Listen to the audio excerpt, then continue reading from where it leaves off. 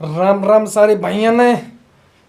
दोस्तों कल रात जब मैं पार्टी में गया था, शादी में गया था, तो मेरे एक हजारों फॉलोवर में से नहीं 5 फॉलोवर में से एक फॉलोवर ने मुझसे एक सवाल पूछा कि भैया आप इतनी पीते हो तो आप संभालते कैसे हो अपने आप को, ऐसा क्या है कि आप पकड़ने नहीं जाते हो।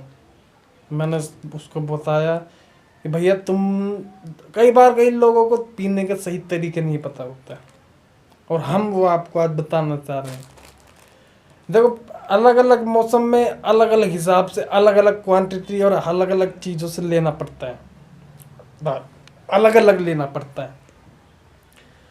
लेकिन अभी हम पार्टी की बात कर रहे हैं कि अब जब कोई शादी ब्याह में जाओ तो आप पकड़े ना जाओ सारे रिश्तेदारों के सामने। सबसे पहले आप लोग इस तरीके का गिलास हमेशा अपने पास रखें, जेब में घुसा के रखें, इसको ये कभी भी इस तरीके से फोल्ड हो जाता है, आपको कहीं कुछ देखने की जरूरत नहीं है। और ये फूंक मारने से ये जो उसी शेप का हो जाता है, इसलिए इसको जेब में रखना बहुत जरूरी होता है, बता रहे हैं। दूसरा, जब भी आप लो तो हमेशा पटियाला से शुरुआत किया करो। पटियाला से लेने के बाद इस तरीके का चखना हमेशा तैयार रखो। ये 5 रुपये में 5 पैकेट आ जाता है।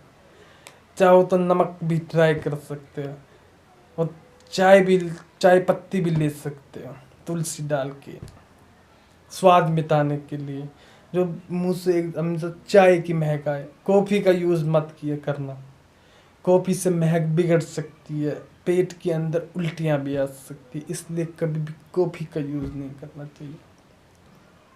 दोस्तों, हमेशा जब भी आप इस तरीके से पार्टी में जाओ, सबसे पहले दारू को इतना लिया करो, 50% दारू, 50% पानी या सोडा। पेप्सी बिल्कुल नहीं लेनी चाहिए, पेप्सी से हाथ पैर कांपने लगते हैं।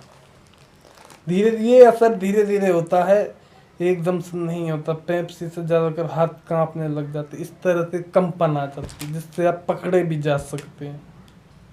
इसलिए हमेशा सोडा या पानी का ही यूज़ करना चाहिए और नमकीन कभी भी मैं कुछ लोगों को देखता हूँ कि वो लोग शादी ब्याह में जाते मुर्गा, तितर, बटेर, चिकन तंदूरी इस तरीके का खाना स्टार्ट करते हैं और बाद में उल्टियाँ मारने लगते हैं।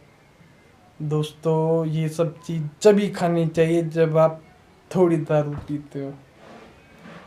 कभी भी जब भी आपको लगे कि एक बोतल है और 3 जने या 4 जने, उस समय नमकीन आपका सबसे बड़ा साथी है। हमदर्द है आपका, जो आपके सभी दर्द मिटाएगा और आप उल्टे भी नहीं मारोगे। और आप अगर इस तरीके से chicken tikka, chicken momos, chicken ये फलाना बहन का भोसड़ा खाने लगोगे तो आप उल्टी मारने स्टार्ट कर दोगे। इसलिए कभी भी और हमेशा दारू जब भी पियो तो एक पैक के बाद थोड़ा सा रुक जाया करो। रुकने से क्या होता है, जब वो दिमाग पे चढ़ने लगती है, चढ़ने के बाद फिर वो धीरे धीरे उतरने लगती है, फिर धीरे धीरे 30-30 ml का इतना पैक ट्राई करो और इसको चुटकी बजाते आपको कभी भी चढ़ेगी नहीं। चढ़ना तो दूर, किसी को पता भी नहीं लगेगा कि आपने पी हुई है, आप हमेशा होश में रहोगे। एक पहला हैवी मारना, फिर दूसरा छोटा छोटा मारना, इससे आप हमेशा कंट्रोल में रहोगे। अपनी शादी ब्याह की सारी टेंशन और सारी प्रॉब्लम सॉल्व कर पाओगे और किसी को पता भी नहीं लगेगा कि आपने पी हुई है।